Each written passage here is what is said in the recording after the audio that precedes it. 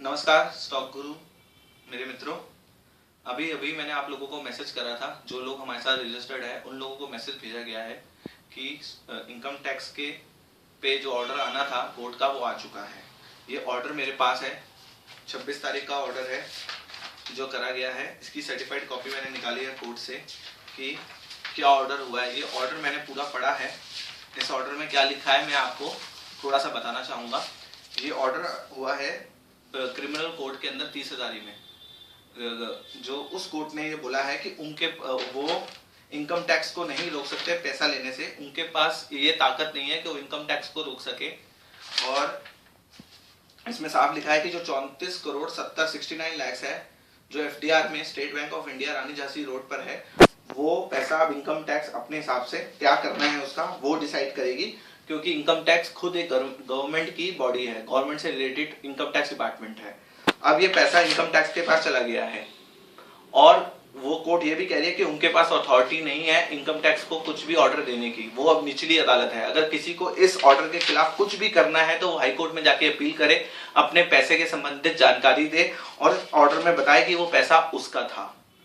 हमें high court में जाके अपने पैसे के लिए अपील करनी पड़ेगी, इनकम टैक्स को पार्टी बना के उनको बताना पड़ेगा कि ये पैसा हमारा है, किस तरीके से लोकेश्वर देव के पास वो पैसा पहुंचा, कैश में कैसे गया। जब उनके पास रेड हुई थी 18 और 19 जनवरी 2011 को, तो क्या हुआ था, कैश में पैसा कैसे इकट्ठा हुआ था, लोगों ने उनको पैसा दिया था स्टॉक गुरु इंडिया में लगाने को, उस पे कोई भी अभी प्रॉफिट नहीं हुआ था। सिर्फ वो पैसा इनकम टैक्स ने सीज करा और उसकी इनकम बना दी, ये कह के कि उसकी ये इनकम है और उस पर टैक्स बना दिया। ये हमें साबित करना पड़ेगा, एक लंबी लड़ाई लड़नी पड़ेगी हाई कोर्ट में। वो ही डिसाइड कर सकता है ये पैसा इन्वेस्टर्स को मिलेगा या इनकम टैक्स को मिलेगा। निचली अदालत के पास कोई पावर नहीं है इनकम टैक्स को रोकने के लिए। अगर अब हम और ना ही उस दिन लोकेश्वर देव जो लाश प्रभाकर खरे जिसका असली नाम, उसने ना ही इनका कोर्ट में ये बोला कि ये पैसा इन्वेस्टर्स का है, जिस तरह हम सबको बोला था कि मैंने इनकम टैक्स को ये बोल दिया है कि ये पैसा आपका है, आप एडवांस टैक्स भरिए, हम सब कैंडल मार्च करेंगे, आपको याद होगा,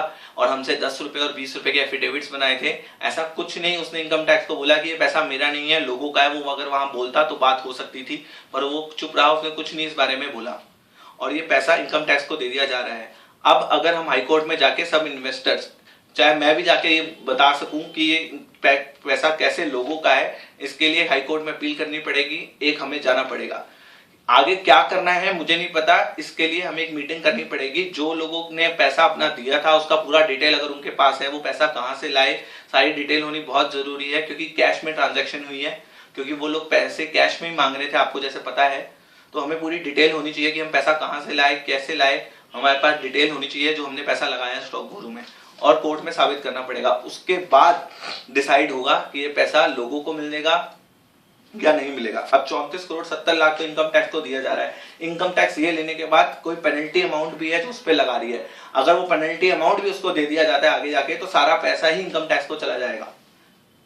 अगर ये सब चला गया तो हमारी लड़ाई का कोई मतलब नहीं, फिर वो बाद में उसको सजा मिलती है नहीं मिलती, इसमें लंबा केस चलेगा, लंबा केस चलेगा। अभी तो ट्रायल स्टार्ट नहीं हुआ है इस केस में, अभी तक 2 साल से कोई ट्रायल स्टार्ट नहीं हुआ है, कोई चार्जेस उसके ऊपर फ्रेम नहीं हुए हैं।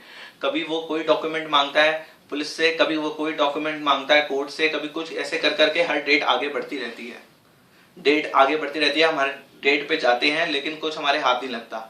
हमें हाईकोर्ट का दरवाजा खटकाना पड़ेगा, अपने पैसे के लिए गुहार लगानी पड़ेगी। अगर आपको लगता है कि आप ये पैसे में इंटरेस्टेड हैं, आपका खून पसीने की कमाई है, तो हम बहुत जल्द मीटिंग करने वाले हैं, कब और कहां इस बारे में डिस्कस करने वाले हैं आप सब लोगों से। जो लोग अगर इंटरेस्टेड होंगे वो आइएगा, जिनको लगता है कि ये सब बकवास है, अब कुछ नहीं हो सकता, वो प्लीज मत आइएगा। बस मेरे को इतना ही कहना था। नेक्स्ट डेट 30 अप्रैल की है, इसी महीने की, क्रिमिनल कोर्ट की। हाई कोर्ट जाना है नहीं जाना इसका फैसला मीटिंग में करेंगे। धन्यवाद।